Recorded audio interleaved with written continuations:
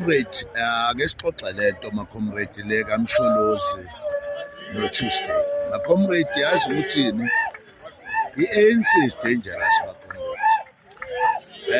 Angazi but kumele siliveze uvo-ke la ma-comrade ukuthi ukuthatha uMsholozi ayovela kuleya disciplinary uzodisciplinwa bani uMsholozi engasekho enhlanganeni ka-ANC kaKhongolose.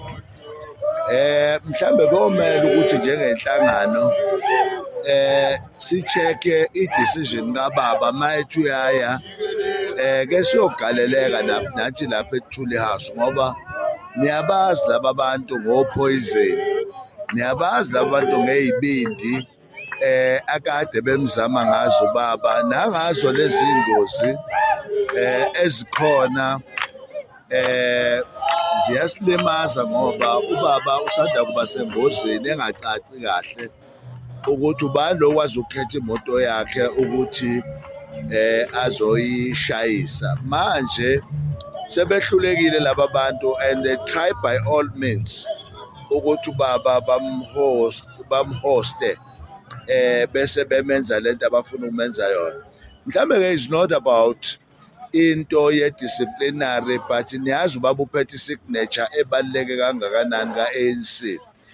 Mhlambe nabo bayabona ukuthi iqhaza labo kwi-ANC liphethwe ubaba esandleni but thina si-MK manje we have to protect uMsholozi, we have to say ubaba mayethi uyaya sigcwala khona lapha eLuthuli House simisa yonke into engeza izo-infiltrator inkulumo kababa. So we are saying so umkhonto wesizwe siyaya eLuthuli House mabefuna ubaba ukuthi eze physical sonke sizoza physical ngaphandle mabefuna ukuthi-ke bambeke bathi akangene visually-ke siyabonga-ke lokho kodwa nakhona we are not happy but-ke siqhubeke maqabane kaMsholozi. Ngiyabona ukuthi siyavuthwa lento ukuthi abantu sebelahlekelwe ulayini abasazi ukuthi bamenzani uMsholozi.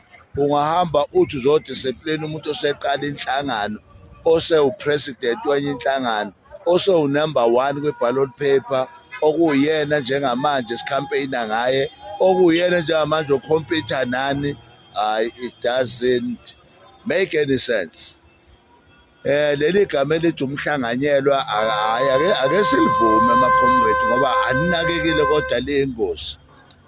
Uma sithi uMsholozi umhlanganyelwa that means uMbeki is back now wayethe ngeke ayikhampeyinele i-ANC but is back now.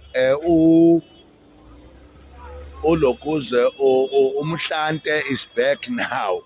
uDidi Mabuza udidizela khona la manje ku-ANC trying to prove the point ukuthi bahlangene njenge-ANC against umhlanganyelwa uJZ. So njengamanje MK amahle siyawina eSouth Africa, iqiniso lelo on the ground siyawina. Okwethu let's consolidate the ground sibukeke ukuthi ukhetho lithini ngo-3/3 hayi nango-2/3.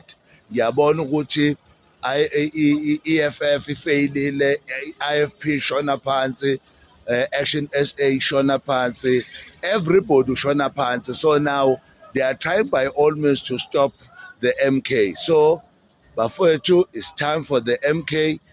This year is it's an election of the Zuma against the white monopoly, against the Stellenbosch mafias. Mandla wethu.